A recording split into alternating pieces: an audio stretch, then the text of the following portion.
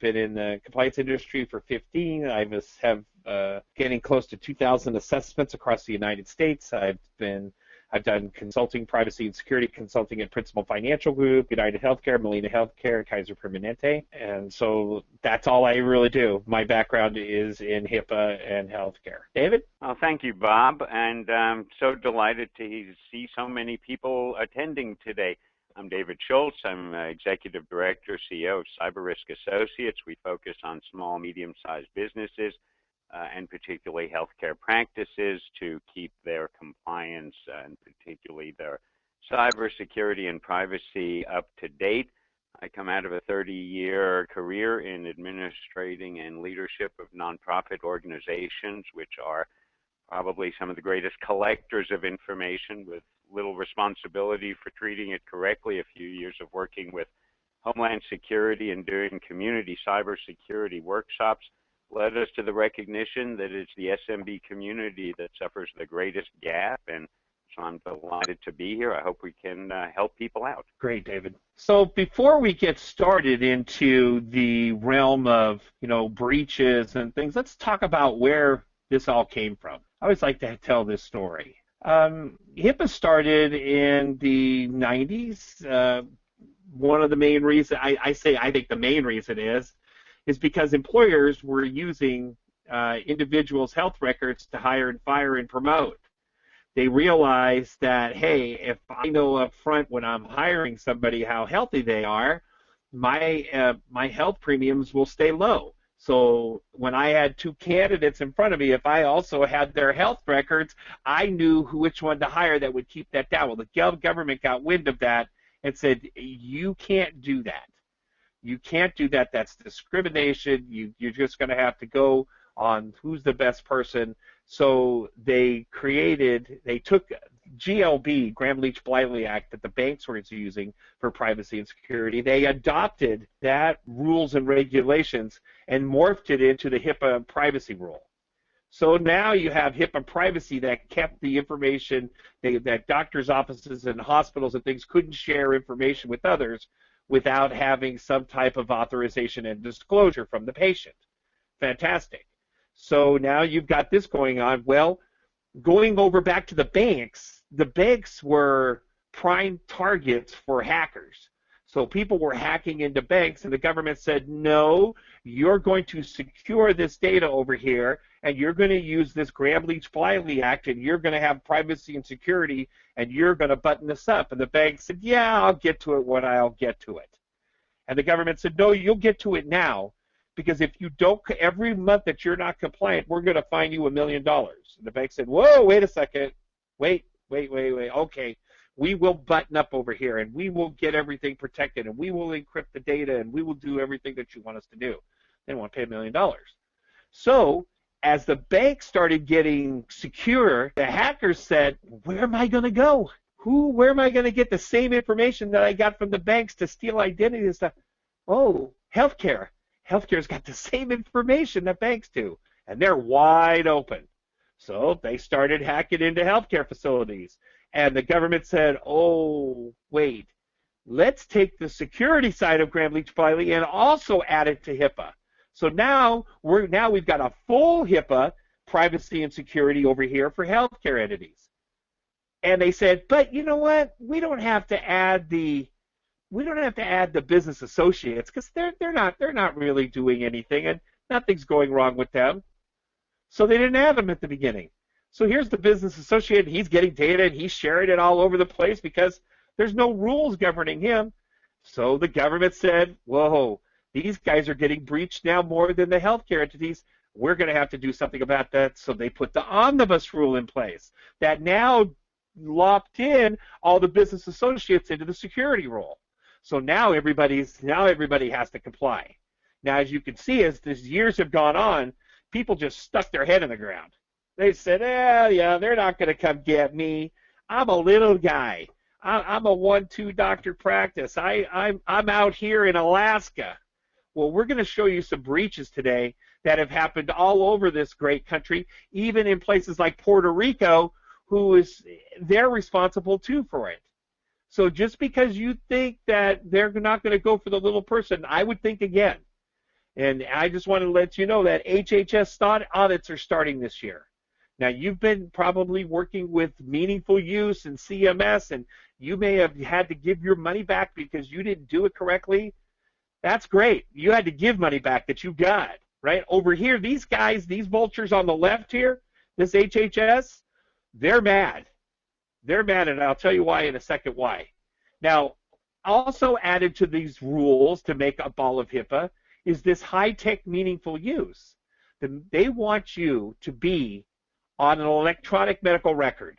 So they said, hey, I'll give you money, I'll give you incentives, and all you got to do is just follow these little rules, and we'll give you the money to put that EHR in, right? And so you took that money and you did put the EHR, but maybe you didn't follow the rules that as they asked for. Maybe you didn't understand what the rules were. They're not very good at explaining what you have to have in place.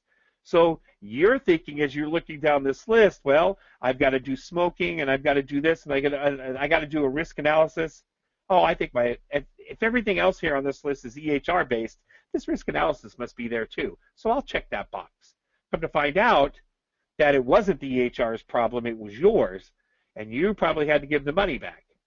But as you can see, all of these rules are there to protect the data. I want you to understand that. Now, I'm going to let David talk a little bit about, now as you can see that this slide is from HHS and OIG. This is what they're looking for. So David, you want to start explaining this one for me? I'd be delighted to, Bob. Thank you. It's important to recognize as we begin looking at this slide that there's a general confusion among a lot of practitioners that compliance is an achievement that you get to and then that's it. It's sort of like certification that once you've got it, hey, that's good. It's not. Compliance is not a steady state. It's a set of active programs that are constantly ongoing. And so let's go through these 7 steps, and a lot of them tend to be building on the previous ones. There's a nice layout, beginning obviously with the first 2, which are implementing written policies, procedures, and standards of conduct, and creating, of course, a compliance office, an officer, and a committee. Those are part and parcel of each other because you need a policy that indicates that it's important to have a compliance office, an officer, and appointing one. And at the same time, it becomes a simultaneous process of determining through the compliance office just what are the appropriate and most important policies and procedures.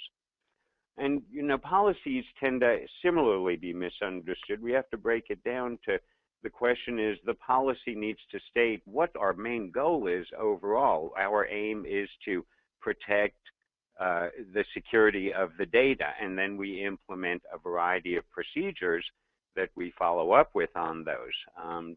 Too many times people get lost in the weeds of practices and procedures and don't realize that the policies are themselves really simply stated and ought to be simply understood. Obviously, you need to appoint somebody who is absolutely responsible for the maintenance and ongoing supervision of the security and privacy programs. These are all called out, obviously, in the HIPAA mandates and the security rule and the privacy rule. And then, of course, we get to conducting effective training and education. These, to me, are some of the most important functions that we do, along with the sharing information through effective lines of communication. Again, I think that we begin with training that is more of a classic. We present you information, you're required to learn it, and you get tested on it so that we can indicate we've done due diligence in helping our staff understand their responsibilities in dealing with the information. But it goes beyond that as well. It's part of the active program. One of the big issues we're going to be looking at coming up in some of these slides are people doing things that they simply shouldn't have done, and they do it reflexively, responding to an email or something. There's ongoing training and awareness programs that can be instituted that will help eliminate. So training is not something you simply do once or when you're newly hired. But it's something that you ought to be repeating not only on a yearly basis, but re-emphasizing with quarterly updates, monthly awareness tips, just the little things that remind people, yeah, you did have training, and you're responsible for this, maintaining this knowledge base. Then moving on to internal monitoring and auditing, that is an ongoing process, part again of the security guidelines and the security rule. These are mandates for ongoing maintenance of your quality control of information. Coming up through enforcing the standards, which, it's the hard part of the job, which is you've got to hold people accountable. If you're going to make them responsible for maintaining security and privacy of safeguarded information, then they also have to be held accountable when they don't. And it's important for OCR, when they come knocking on the door, to be able to see that the HR office or the HR policies include understandings that are related to HIPAA security and privacy rules. And then finally, and hopefully if all the other 6 have been well done and are continuing to be an ongoing issue, number 7 becomes reflexive and shouldn't have too much opportunity to occur. But of course, how do you respond? What is your breach response? And not only in terms of your liabilities and responsibilities to the government, but business continuity and disaster recovery are also an important part of HIPAA. They want to make sure that you can continue to operate well, so you need to plan for what happens when the worst happens. So essentially, that's, the 7 steps bring you to a point of active programming rather than a simple state of steady state of compliance, to where compliance becomes an active, ongoing process of the way you do business. Bob? So one other point I want to bring up here is you must look at the 3 phases: the administrative, the technical, and the physical. All 3 of those aspects, once put in place into your practice or your organization, will prevent you from having any problems you're going to see as we go through the next few slides. Administrative, making sure you have the proper policies and procedures and training in place. Technical, making sure that all devices have been looked at, whether it's mobile, whether it's internal, making sure that your servers, your firewalls, your routers are all set up correctly. And then finally, your physical site audit, making sure that you have all your paper or any other entryways, you have alarm systems, etc., in place to protect the data. I always say that, to protect the data. Let's talk a little bit about trends in HIPAA. I'm sure all of you that are online have, and some of you have understood, if I buried my head in the sand, I wouldn't have to worry about this. And for the last 10 years, that's been true, except when it came to 2015. Fines were few and far between in those years. Why? Because the HHS only audited people who were reported to HHS that they had violated the HIPAA regulations. And if HHS decided that it looked like it really was a breach, that's the only time that they audited people. And that had been ongoing because they had a certain, the head of HHS, that was his feeling that he had. Well, they've got somebody new now, and that person took it in the tail because of this Anthem breach. So everything was going along. Nobody really cared, breach. If you got reported or you had something in the news, you got the audit and everything. Well, then came this Anthem breach, and 1 in 4 Americans were affected, and so Anthem had to, going through this phase of breach notification, making sure that everybody understands that you can have credit monitoring, etc. Well, the Senate, United States Senate, got wind of this and said, "Hey, HHS, why hadn't you been auditing this person? What is your audit process? How many people are you auditing every year?" And they said, "Well, we're not really auditing people. We wait for them." They said, "No, you don't wait anymore. You don't wait. You go and look." So the HHS had to, now they've hired an outside firm which is going to start doing audits like CMS is doing. CMS sends you an email. So, but the HHS audits, you're going to get an email, and it's going to be more stringent than the one you get from HHS or CMS.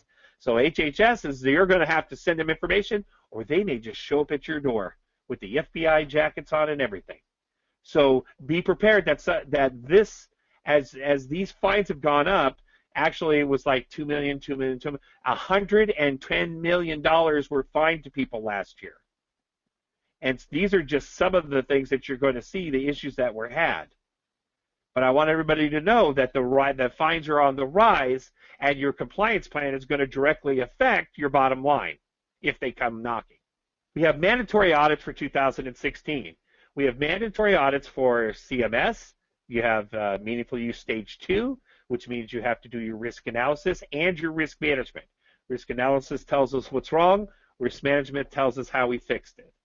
You have the federal government going to be auditing you, and they're going to be looking to make sure that you have all the proper audits in place and that you've remediated it, you trained your staff and everything, and you're doing it yearly. Not, hey, I'm compliant. No, you never are.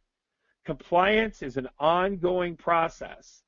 It's a compliance plan that keeps on going year after year, and you have all the necessary documents dating. That's why do you think they say in the law that you have to have documents dating back 6 years? Well, if you have to have HIPAA documents dating back 6 years and you didn't do your audits every year, what kind of documentation is that? Why would they ask for you 6 years back? Because they're looking to see that you have a compliance plan in place.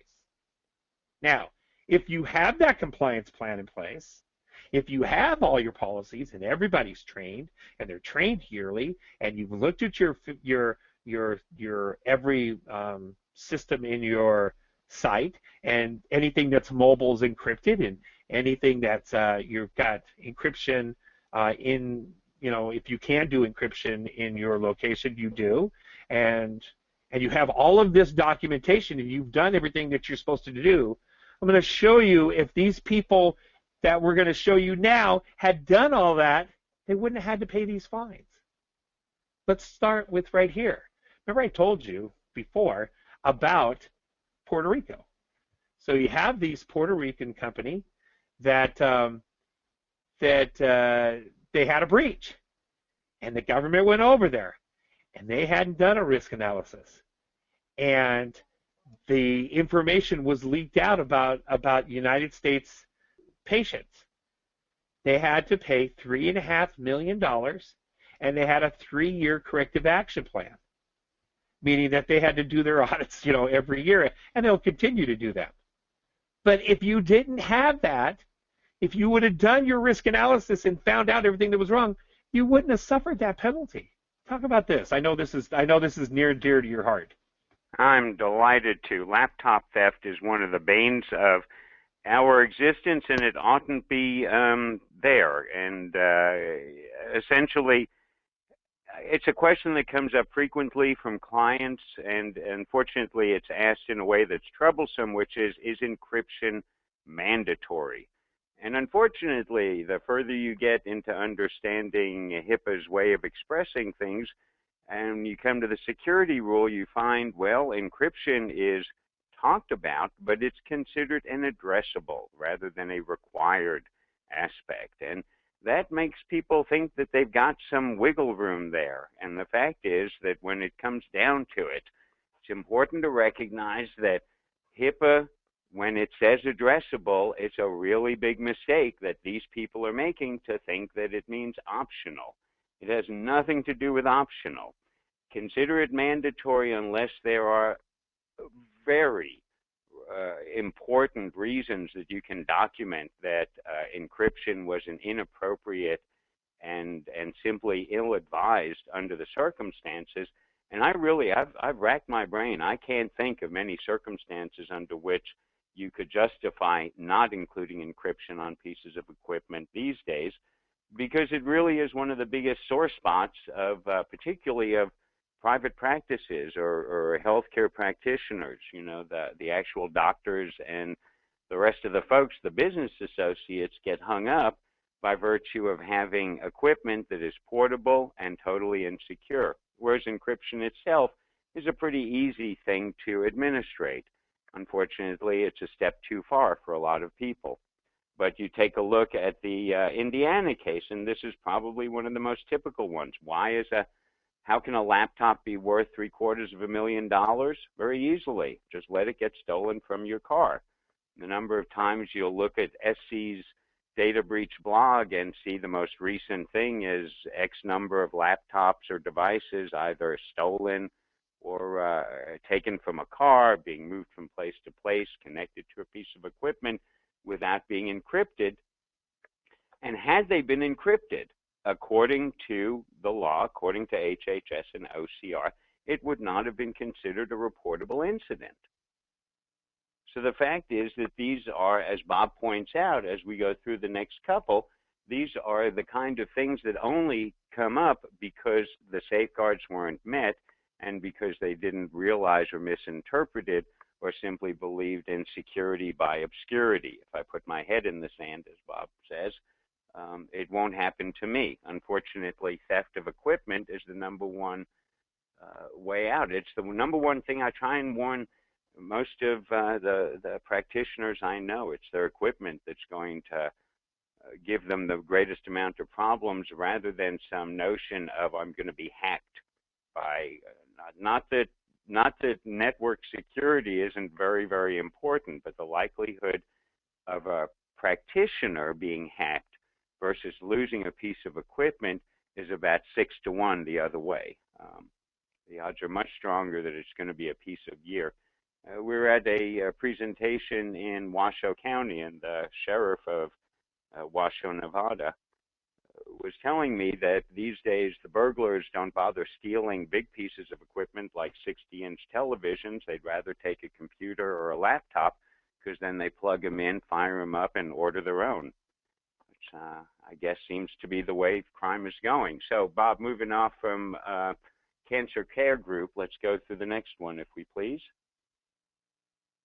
Yes, Concentra Health Services. This is quite an interesting story. It concerns both my state, Texas, where Concentra was headquartered up in North Texas, and the actual incident occurred in Missouri, but essentially it's a laptop stolen from a physical therapy facility. They hadn't put in the encryption, and the reason this one is 0.7 million rather than the $750,000, as a laptop instigates an investigation, OCR comes in, and what they begin to do is ask, okay, let's see your risk analysis. Let's see your app analysis and your remediation plans. And then when these products either don't exist or in other cases, risk analysis is done and it's pointed out portable equipment and devices are a risk and they need to be encrypted and they're not, well, OCR and HHS take a very dim view of this, and intentions can play an awful large role in how high the hits come, essentially. And then you add into it the number of states that are now applying their own rules. My own Texas is one of them. The Texas Medical Records Privacy Act makes far more people now covered entities than HIPAA does. In general, and equally responsible, and they suffer exactly the same penalties on a state level. And the Attorney General of Texas is more likely to come knocking at your door. So essentially, it's the question of unencrypted equipment is pretty much one of the ones at which you could spend an entire hour just going through the examples of people who learned only by virtue of making the mistake. I was just looking at another case here in North Texas of a lost laptop or a stolen laptop from a data processor, Global Delivery, up in North Texas again, and in Irving, near Cowboy Stadium. And they're responsible for the loss of a laptop that reached 18,000 patients on Long Island. Now, those folks are not going to be coming to Texas to complain. They're going to be complaining to their doctors. So business associates become an important part of this process as well. So, you know, the company that I just spoke of, Global Delivery, has gone out of business as a result of this breach. It's an existential threat. Next slide, Bob. It did Oh, there. change. It did change. It did change. This is the same as you guys can see, right? It's if you don't do the risk analysis on your devices, this could be you. Can you afford $250,000? Can you afford Can you afford 1.7 million? And just like David said, somebody was going to get fined. That company just turned off. They just said, "That's it. Close the doors. We can't afford this." What were we thinking? So without this necessary documentation, this can be you. Loss and theft of equipment for providers turned out to be 43% of all breach incidents last year, whereas hacking and IT incursions were only 16%. So, essentially, the odds of messing up by virtue of having unencrypted equipment are simply much higher than any concerns that people might have about their network being attacked.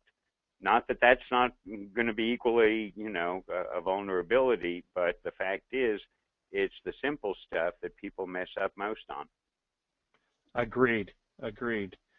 Hey, before we go any further, let's ask, hey, Joe, do we have any questions? Actually, we do have one. Let me just pull it up for you. Actually, someone asked, this is more just not necessarily to these slides, as asked a little earlier, but it says, I am now accepting Medicare. Does that put me at a higher risk for an audit, just like everyone else? No. If you're a healthcare provider and you're a covered entity or a business associate, it doesn't matter if you bill Medicare or if you just billing regular insurance companies. The one thing about billing Medicare is that if you do not sign up for meaningful use, you'll get a 1% or 2% discount, 2% taken off of your payments, right, for not participating, but it's not going to make it that you're going to get any more chance of having an audit than somebody else. Okay, thank you. And currently that's it, but everyone, we do encourage you guys to ask questions, so feel free to go to the chat box in the corner and we'll gladly post a question to Bob or Dave. So here we have an issue of data access controls. So when there's a certain policies that you need to have in place that has people who have control over who gets access and who gets access to what. I'm sure that in small practices, right? I've still seen where everybody logs in with the same login, or I've seen where logins have been active, but that person's no longer even with the practice anymore, right? And so if that situation shows up and somebody accesses through that access site at that access login and password or however they're logging in, and they breach you, right? You're going to pay a fine for that because you did not have the up-to-date policies and procedures and somebody assigned to, number one, make sure that each individual within your organization has the right access to the information. And number two, you don't have somebody assigned to make sure that anybody that's been terminated or any access that needed to be turned off was turned off appropriately. You see right here, they left this open, and people were able to see people's information on site for I think it was 30 days, and they ended up having this huge fine. So like we talked about at the beginning of this, having that compliance plan covering administrative, technical, and physical would have prevented you from having this. Now, even though this happened, right? So let's say this does happen to you and you do have that all in place, right?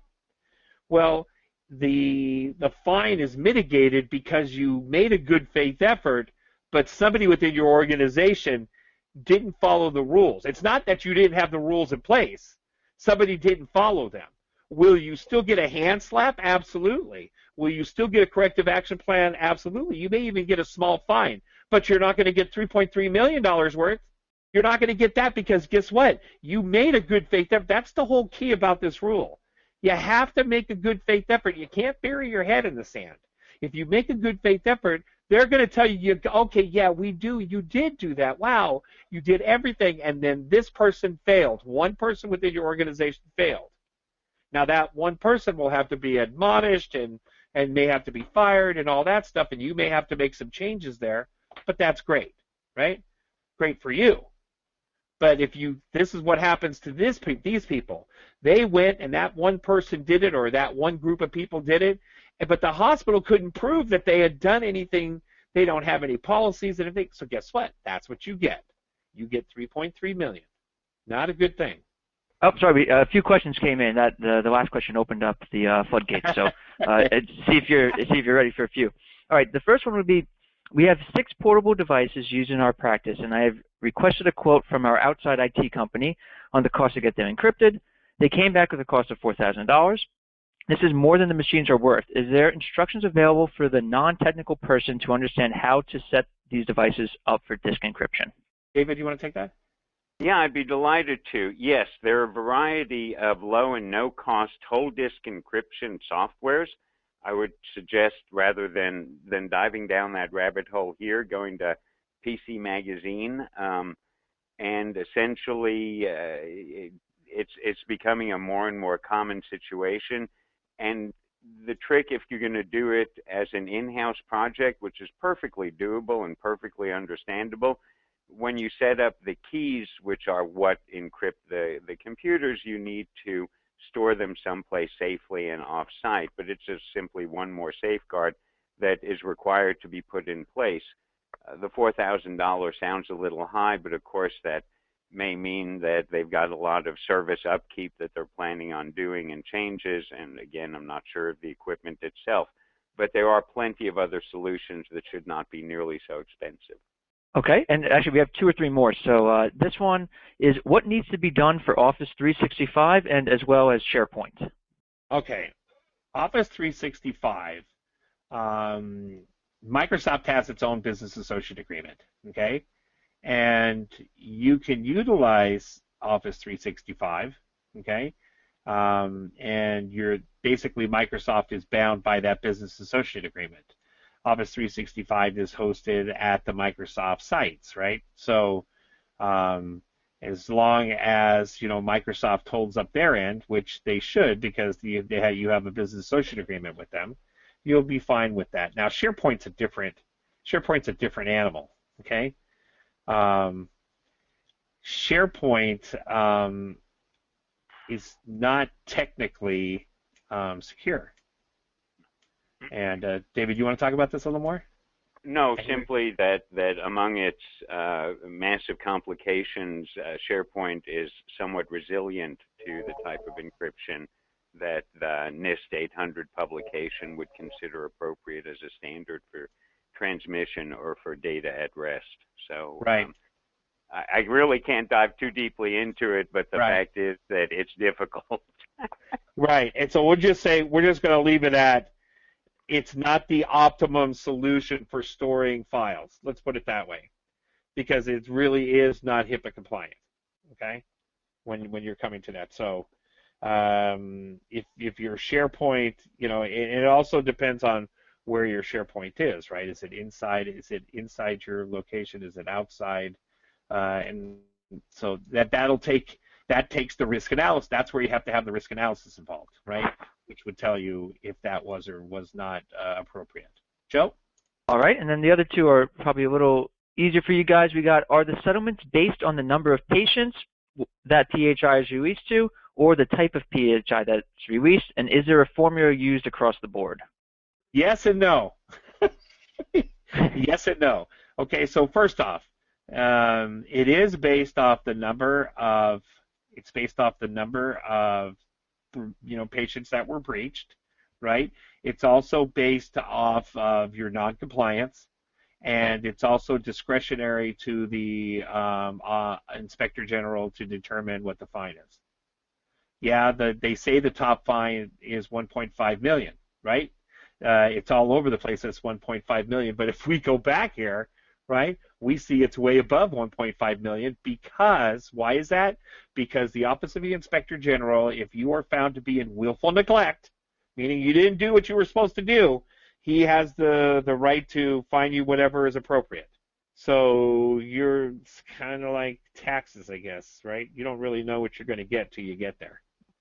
All right, and then actually another one came in. I'm actually going to back up to this one because it's actually back to Office 365, and they said, I've been advised that Office 365 is certified for email encryption. Is this correct? And would we be able to transmit PHI via email if using Office 365? No, it's not encrypted. Who said that? That's not true. That's you're going to need some type of email encryption.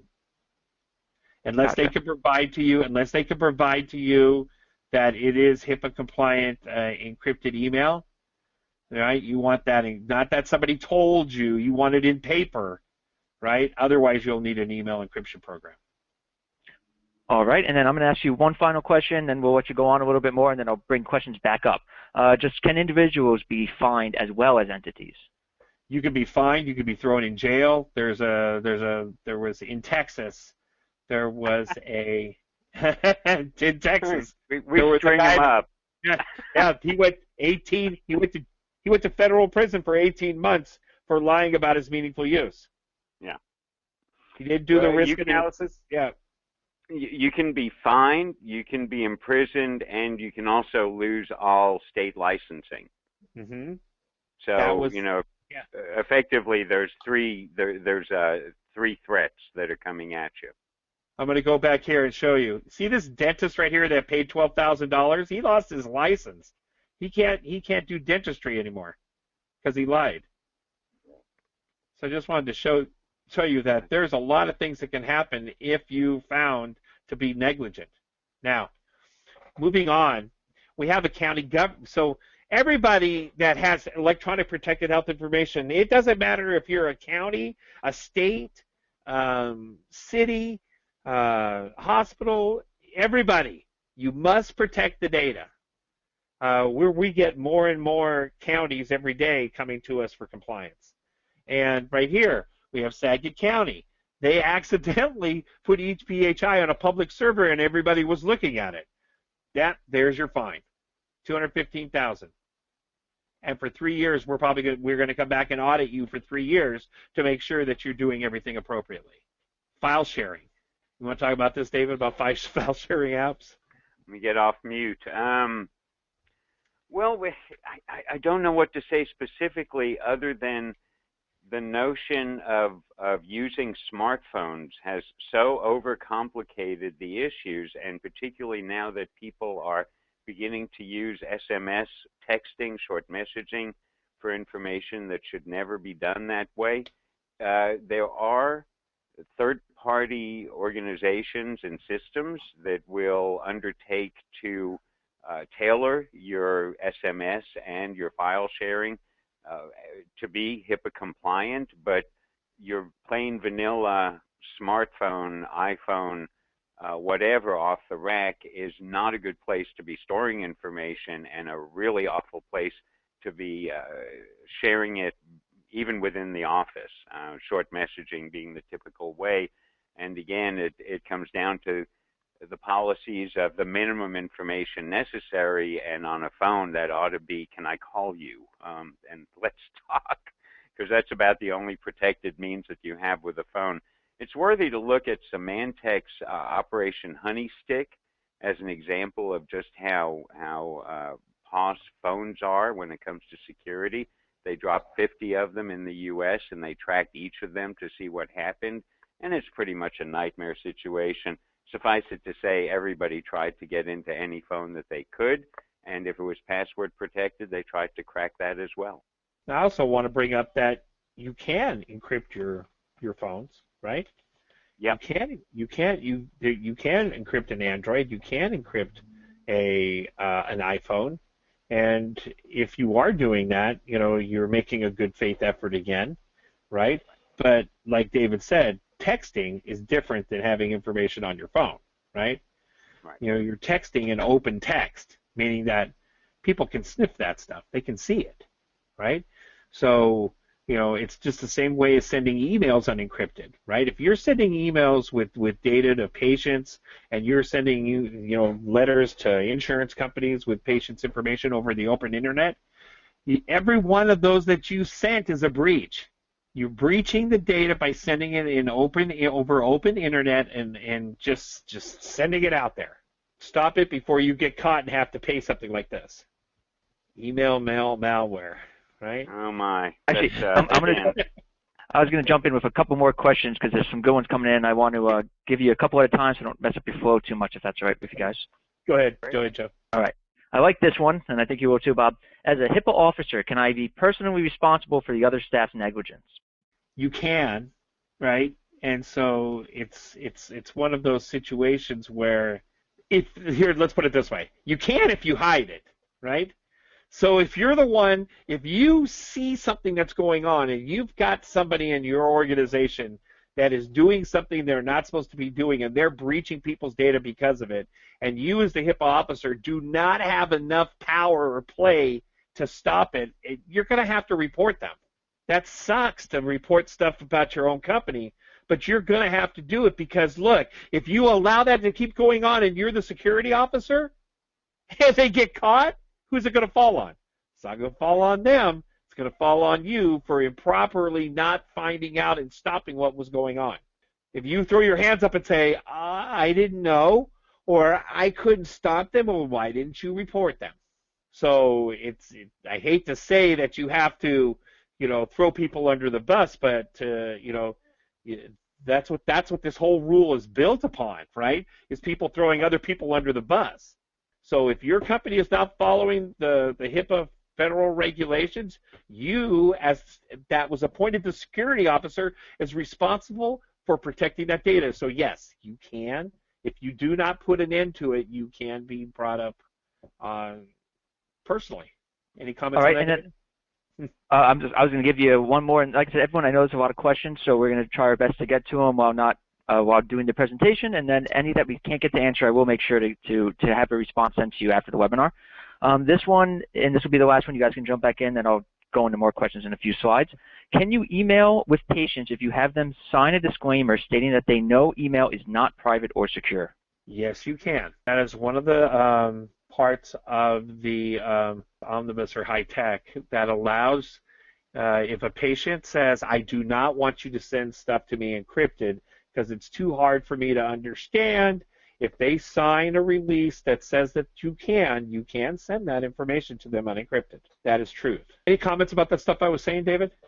No, except to keep that document, scan it, and store it up in the guard so that you can always get access to it when it hits the fan. Because as we're going to point out in a little bit, patient complaints are one of the other routes towards the land of HIPAA.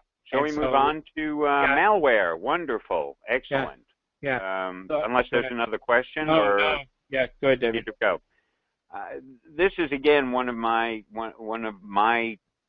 bailiwicks because I do enjoy collecting these cases. We've got this one here, the $750,000 settlement.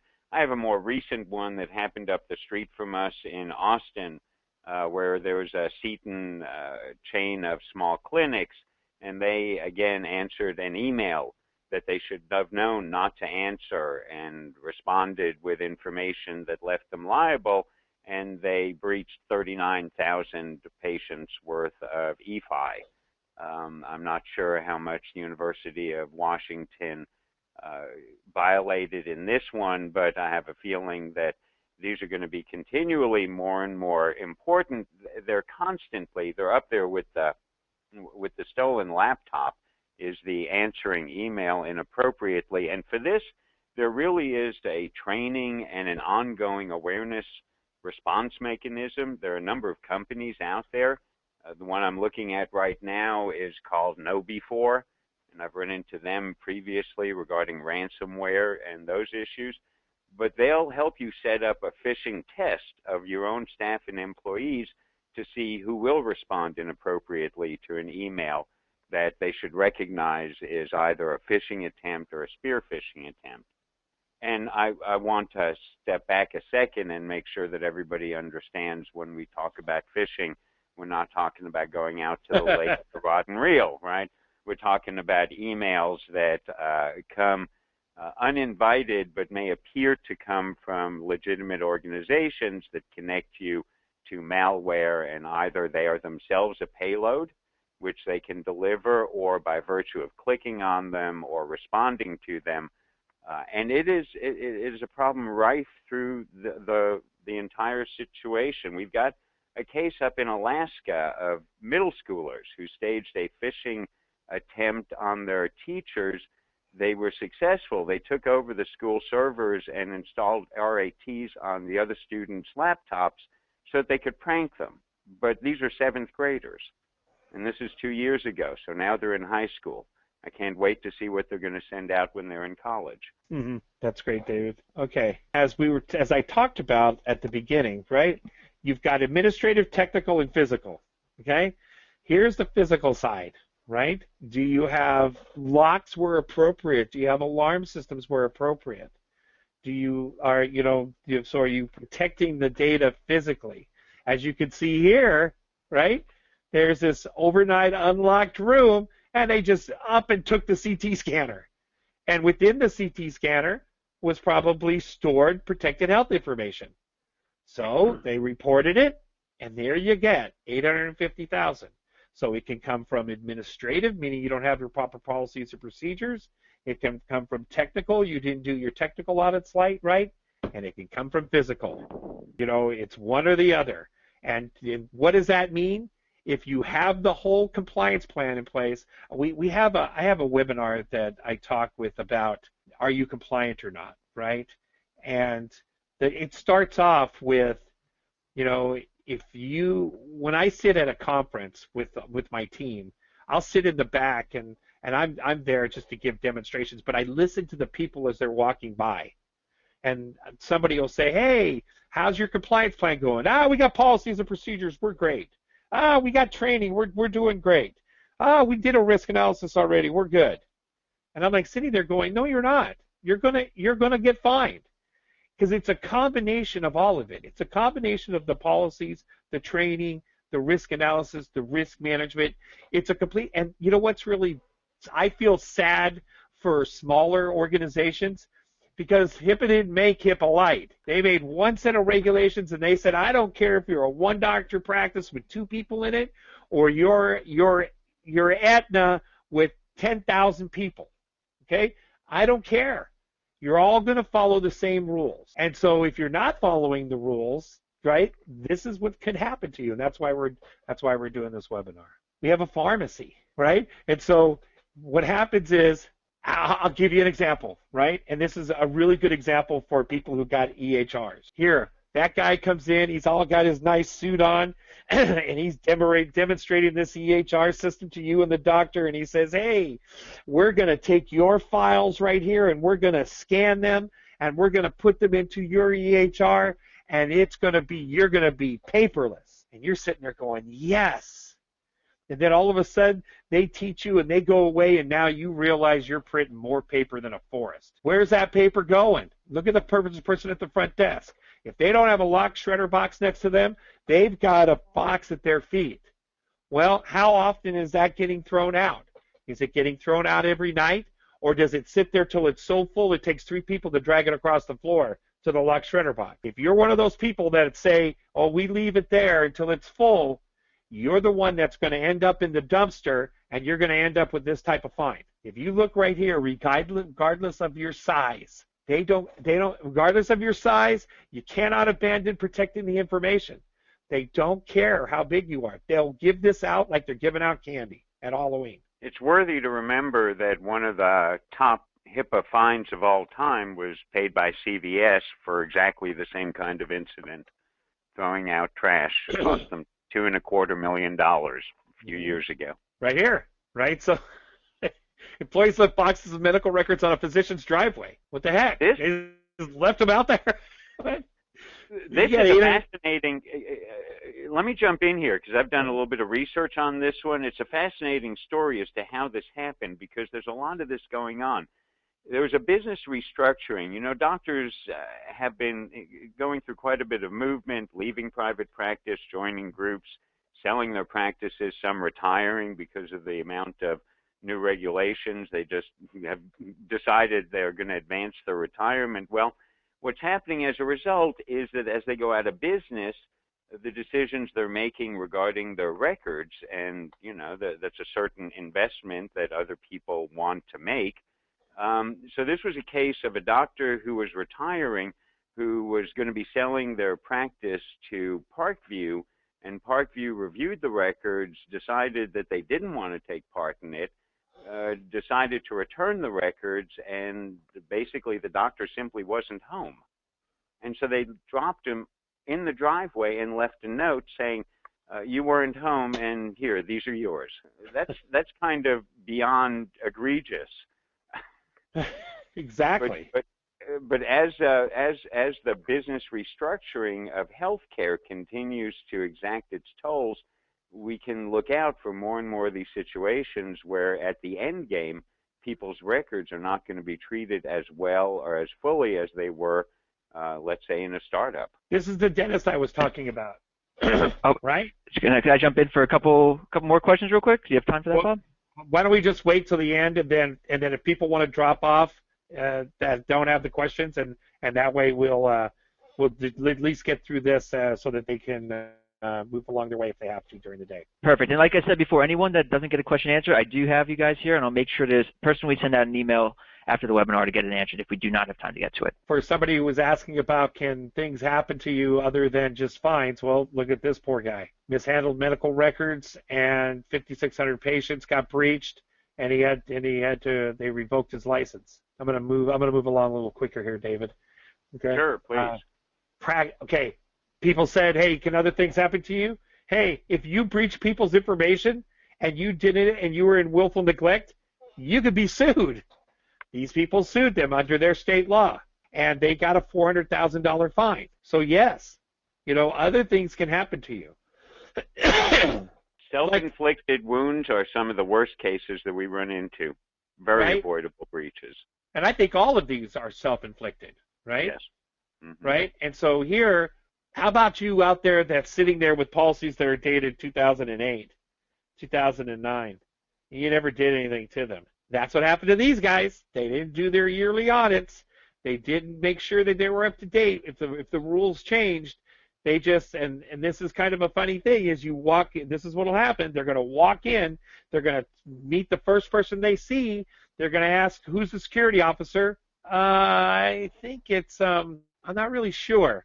Well, there's one check mark. How about your policies? How about your HIPAA policies? Where are they at? Well, I've been told they're in that white binder over there. I don't know about them, but I know they're in there. I don't know what's in them, but that's what they tell me right there. Well, there's check number 2. Well, in this instance, they knew that they were in a binder, but when they opened the binder up, it said 2005. Here's your fine. It's that simple. If you have the necessary documentation, they can't fine you, because nowhere in the rule, and everybody's going to go, what? Nowhere in the rule does it say you need to be compliant. Nowhere. What it says is you have to be showing due diligence, that you're making a good faith effort to comply with the regulations. There's 578 pages to this regulation book. You have to make a good faith effort, and the only way you can make a good faith effort is to show that you're doing compliance year after year after year. These people were not, so that's what fine they get. It's really pretty simple. So here you got a university, and so how many times has this happened? When I was growing up, this used to happen all the time. People, you got doctors together, and now one doctor is going to leave. And then he has his nurse, hey, print off that patient list so I can send out a card to them so I can, so I can steal some of the patients over to my new practice, right? Can't do that. Can't do that if these patients are assigned to the other doctor. So this one got a $15,000 fine. This information now is like gold. It's sacred. You got to protect it. We can keep going on and on, right? There's a ton of them in here. I could go on and on forever about things that people got fined because they didn't follow the rules. So I'm going to move on here. So what are the lessons learned? Well, here's your lessons. Number 1, OCR enforcement's on the rise, and the penalties are high, and they're getting higher. You're all at risk. I don't care if you're a single doctor practice with 2 people, all the way up to an insurance company with many, many people, and everything in between. You're all at risk. You know, the mandatory breach notification that you have to send to OCR triggers investigations. It does. It has to, right? Now, if you bury your head in the sand and don't send the notification and they find out about it, then you could expect a huge fine. So it's better to report the incident and have all the documentation in place so when they come, the fine is mitigated, or you're going to face a huge fine. Now, covered entities are responsible for the work for their employees as well as their business associates. Mm-hmm. So anybody you're sharing information with, that clearinghouse, that shredding company, that collection company, your EHR, you're responsible for them, and you're responsible. And the only way that then what we do with Compliancy Group is we audit the business associate. We send them a security audit, and we expect them to fill it out to tell us how they're protecting the data. Now, you'll get some snobby business associates that won't fill it in, but you really should get that documentation to be able to show the federal government that, yes, I share information with this company, and I've got back a satisfactory audit from them. Otherwise, you're taking their word for it. That could get you in a lot of trouble. As you can see, some of these breaches up above that we were talking about were caused by business associates. You got to protect that paper. Paper's like electronic. Just another form. Yeah, it's really just another data form. I mean, between scanning and printing, it's just like anything else, and it's just as sensitive and needs to be guarded even more than anything else. Little do people know that the end of 2014 and in 2015, state attorney generals attended HIPAA classes, and you can get fined by your states now. Well, just ask David. Not can, probably will, and I'll tell you why. I want to throw this in there. As states continue to rely more on fines and penalties than on taxes, the activities of the Attorney General's offices are going to increase simply for the revenue stream. So remember back to this 7 fundamental functions that you have to have in place. If you have these in place, then guess what? You can mitigate those fines. But you're more likely not to have a breach if you're doing this. I think that's the key to this whole webinar. You're more likely not to have a breach if you're doing all of this than if you just do nothing. People always ask, well, how much does this cost? How much am I going to pay to get this in place, right? Let me tell you what you have to have in place. Number 1, you have to have a risk analysis. Okay? The risk analysis tells you what's wrong. Once you have the risk analysis, you're going to have deficiencies, and those deficiencies should be put into plans. Once they're put into plans, that's how you keep track of how you remediated these items. So the government's going to look at did you do your risk analysis and how did you remediate all the items? To remediate 80% of these, it means that you have to have up-to-date policies and procedures and training. So you're going to need a module on policies and procedures and training, which closes 80% of this, which means the other 20% is technical and physical. These have to be updated. So you're going to have some type of document management system and the ability to have your staff attest to these. And when I say attest to policies and procedures, I'm not saying you drop down a whole manual on the desk and say, here, once you've reviewed these, sign this thing here that you understand all these. Because you dang well know that they didn't do that, right? So you need some type of system that makes them open the document, they read it, they tell you they understand it. That's an attestation. Same thing with training. They open the training, they view the training, they answer some questions, and then they tell you they understand it. That way you have a running documentation that all your staff has understood all the policies and procedures you've put in place. That's a protection for you. Finally, business associate management. All your business associates have to have business associate agreements, and you need to audit them. Finally, if you do have an incident, you have to have an incident manager.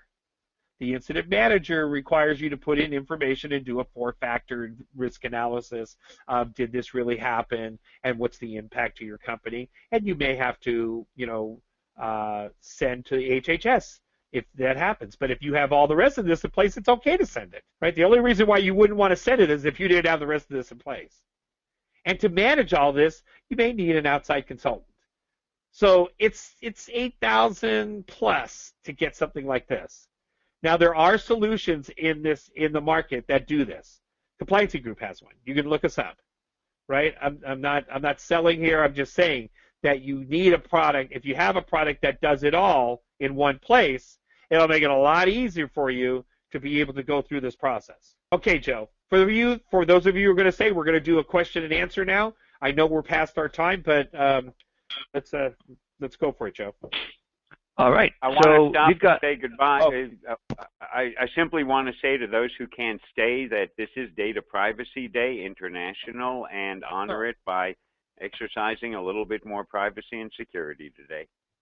Oh, thanks, David. All right. So we have this one question is, I've just walked into a situation where I'm not seeing much documentation of anything except HIPAA training. Where would I find a publication to help me get on the right track? And also, where would I look for an email encryption product? You want to start with the first part. I'm going to do some quick research on the second. I have an email one, David. Oh, well, okay. Yeah, and actually, I'm gonna take that person's name down, and we could actually send you some information of partners of ours that we like, and you can make your decision off that. I don't know. And did you want to answer the first part? Anyone? Yeah. Sorry. Yeah, we'll answer the first part. The best place to start is at hhs.org, and they will give you all the necessary documentation of what you need to have in place. You could also give us a call here at Compliancy Group, and we'll walk you through also what you need to have. So either way, you could go to HHS, or you can call us here at Compliancy Group, and that's our number here at the bottom, 855-85-HIPAA, 855-854-4722, and give us a call, and we can tell you exactly what you need to put in place. All right. We have one that's, what's the legal reference for people signing away their rights as afforded by the law? And this was previously after the one question in regards to people signing, understanding about the PHI emails. So just for the backdrop on you guys. I'd have to research that. I'd have to research that one. Take down ask for their email address, and we'll send them a reference. It's in the omnibus. It's in the omnibus rule or the high-tech rule. I can't remember. Let's see. I'm going to jump around to a few. We got, how often do business associate agreements have to be signed? And is it yearly or one time? No, it's one time with a yearly review. So, for example, you get a business associate agreement signed by somebody. You have to prove. You have to have, like, that's why you have a business associate manager. Is that you have to. Then the next year, when it comes up, you look at the company, you look at what you're doing, you look at the business associate agreement, and if there's no changes, you just continues on. You make a note, reviewed business associate agreement, no changes, business associate agreement still active, who reviewed it, and the date. And you'll do that every year. Now, if that changes, like the company is acquired or they're doing different things for you, then you would require a new business associate agreement. Otherwise, you just have to review it every year. Okay, thank you. And what if patients are sending you information via email and you have asked them multiple times for them to not send you PHI via email? Not your fault. Not your responsibility. If they're sending it to you, that's okay. But when you send it back, you better send it back encrypted, unless they sign that you can't. So you're not responsible for somebody else's actions that are outside your organization. You're only responsible for yourself. Now, if you've warned them, don't do it, right? And they still continue to do it, not much you can really do, right? Yeah. Once it lands in your office, though, and it becomes part of your bailiwick, then it needs to be protected. Yes, David. Okay, so the next one I got is, as a BA, if my client who is a covered entity chooses not to show due diligence and gets audited, will I, as a BA, also be liable? No, but if they find out that you're the BA, they're going to come looking for your security. You're not so the covered entity is responsible for you. You're responsible to protect the data they send to you, right? You're not responsible for their compliance, right? Doesn't work like that. They're responsible. They're responsible to find out if you're doing it, right? Because they're sharing the data with you. And anybody you share data with, you have to do the same thing. you're then responsible for that person downstream. But you have to worry about yourself in that situation, not them. Because if they get breached, what they're most likely going to do is they're going to ask, well, who are you sharing information with? Because they're going to look at that daisy chain to make sure that everybody in that daisy chain is compliant, even though this first one's not. Okay. We use HipChat in our office for communication between rooms. I assume PHI is not safe in these messages. Not sure if you know the background of HipChat. Do you know what HIPAA Chat is, David? No, I don't. It says HipChat. I don't know if it's HIPAA Chat or if it's just very close to HIPAA. I think it's HipChat, and that's why it is HipChat, private group chat, but does not appear to be encrypted or in any way, I would say, protected in a manner that would pass HIPAA inspection. Yeah, so that's not a good way to communicate. All right. And what if a business associate insists that you sign their version of a BAA? Does executing 2 agreements, which I would not recommend, he says, cause a problem? Okay, so here's the deal, and this is what I tell my customers. There is, and this is one thing I hate about what the government did with this. The government didn't come up with a standard business associate agreement, right? So there is a lot of business associate agreements that I wouldn't sign, okay, that are presented from either the covered entity or the business associate.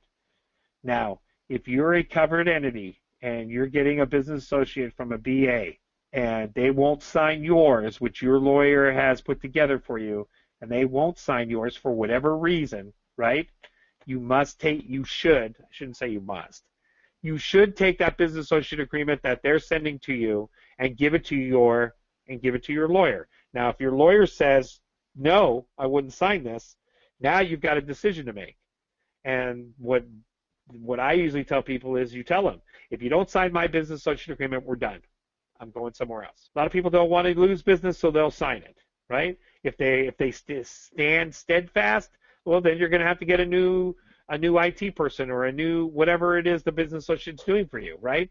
But you have to make that decision. Don't put yourself in jeopardy, because this is what I see with business associate agreements from BAs. Remember, BAs were just thrown into this a couple of years ago, so they're trying to protect themselves. And not that it's wrong or it's right, but you'll see things in there that say, if there's a breach that occurs, if we breach your data, we're only going to pay up to $250,000. As you can already see, that could be $1 million fine. That means you're paying $750 and he's only paying $250 because you agreed to it. So you got to make sure that your lawyers look at those business associate agreements. Don't take it upon yourself. All right, I actually kind of like this question. For old hard drives, is drilling holes enough, or do they need to be shredded? Any type of data, right, it needs to be destroyed, right? Drilling holes usually does the good, but there are people that say, even though you've drilled holes in it, I can still get data off that. Okay, well, great. Now, if you already have a shredding company, they'll probably shred those for you, right? Just throw them in the shredding bucket and they'll shred them. Ask your shredding company, right? If you don't have a shredding company, you may want to find one, okay? You may want to find one that does do hard drives. Shredding is the optimal way to assure that that data on the hard drives can never be read again. Regardless, it's important to maintain a record of how you disposed of it and the serial number of the device itself, and hopefully some indication that shows that it was disposed of properly. I think drilling multiple holes probably takes care of it, although in Washoe County, the sheriff's office takes them out to the gun range. Hey, but they document. Right. I put 12 holes in this. That's funny. Next, Joe. All right. So when EMR is provided in cloud and a small shop makes efforts in regards to securing LAN, are there special things to be done to likewise check on cloud security/encryption? Go ahead, David. I'm sorry. Run the question again. Okay. I couldn't tell whether that was LAN or VPN. LAN. So when an EMR is provided in the cloud and a small shop makes efforts in regards to securing LAN, are there special things to be done to likewise check on the cloud security or encryption? Without specifics, I don't really feel that I can answer that fully, but let me suggest that VPN connectivity. Bob, you want to go? If not too, I can grab that email and you guys can ask them a little deeper into it. That might be best. Yeah. Perfect. And like I said, what I'm going to do, everyone, is if your question did not get answered, I'm going to have Bob or David just pretty much answer it, and then I'm going to have what member of our team call you guys and give you the answer, and then if you have any further questions, we can continue the dialogue. So everyone will personally have a chance to ask the question to David or Bob. So there we go. So let's see. Do we have a few more? This one is a very long one, so I think I'm going to leave this one to email just because I think it's just going to be hard for me to say it, and you guys remember everything you said.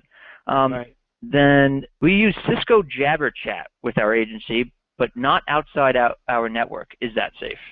I'm not going to render an opinion. I'd be glad to have it looked at, but I'm not going to render an opinion. Yeah, I don't know that one either. Perfect. All right, and then is it required to send out monthly HIPAA training to employees? I know yearly training is required, but I want to know about the monthly. It's a question. It is yearly training and quarterly security reminders. Yearly training and quarterly security reminders. Now, if something comes up, right, if you see something being done by many people, you may want to send out a training class, right, to everybody on that aspect, right?